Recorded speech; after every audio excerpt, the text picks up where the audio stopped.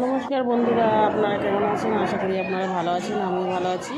তো আমরা এই দক্ষিণেশ্বরে গেছিলাম বাবা ভোলেনাথের মাথায় জল ঢালতে। আর এই লাস্ট সোমবার তো গেছিলাম। তো ওখানে বাবার পুজো টুজো দিয়ে এসে আর এখানে আদ্যা মায়ের এখানে চলে এলাম। আদ্যা মায়ের এখানে এসে আমরা ভোগ খাচ্ছি। তো